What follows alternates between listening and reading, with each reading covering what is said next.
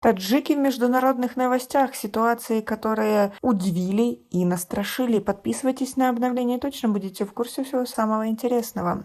Трое граждан Таджикистана и один гражданин Узбекистана пострадали в аварии утром 26 марта в Федоровском районе в Саратовской области России. В 9:26 утра 26 марта на 390-м километре Озинской трассы 39-летний водитель не справился с управлением автомашины марки Hyundai Solaris и допустил съезд с дороги. В результате ДТП пострадали 4 иностранца, трое граждан Таджикистана и гражданин Узбекистана, сообщает портал САР-БК Новости. Портал со ссылкой на министра здравоохранения области Олега Костина сообщает, что состояние 24-летнего уроженца Таджикистана очень тяжелое.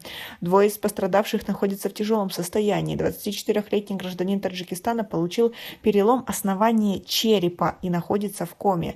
22-летний уроженец Узбекистана закрытую черепно-мозговую травму и переломы ребер, сообщил Костин. Состояние еще двух граждан Таджикистана, по данным Минздрава Саратовской области, им 41 год и 18 лет, удовлетворительное, им назначено амбулаторное лечение. В своем телеграм-канале Олег Костин написал инициалы пострадавших, их диагноз и место госпитализации. Озинская трасса ведет к российско-казахстанской границе. Мигранты обычно пользуются ею для пересечения границы, чтобы узаконить свое пребывание в России. Как вам такая ситуация? А также в результате совместной спецоперации спецслужбы Кыргызстана и Казахстана был задержан 37-летний гражданин Таджикистана, которого МВД Кыргызстана называет организатором крупного наркоканала. Сообщается, что он был задержан на территории Алматы, и у него изъяли более 100 килограмм героина. По данным пресс-центра МВД Кыргызстана, таджикистанец задержан в результате длительной многоэтапной разработки и слаженных действий оперативниками МВД и ГКНБ Кыргызской Республики и КНБ Республики Казахстан.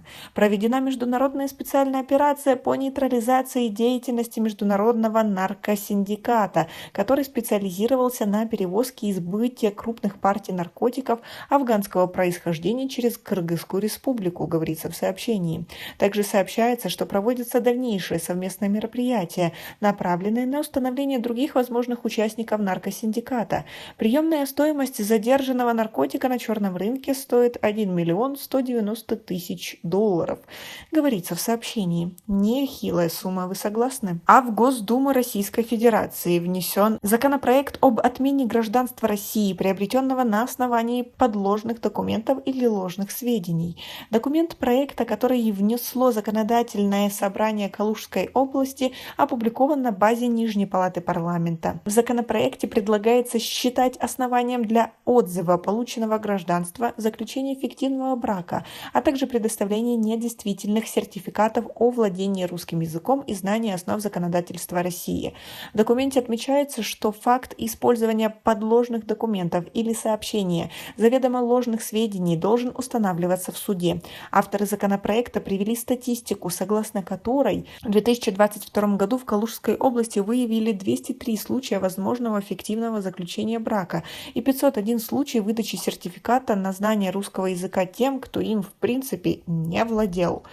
Как вы относитесь к такой ситуации? Согласны ли вы, что если этот законопроект все-таки примут, то у таджиков появится очень много проблем? Как вы смотрите на эту ситуацию? Напишите нам, пожалуйста, в комментарии. У нас пока на этом все. Оцените наши видео подпиской и лайком. До скорой встречи.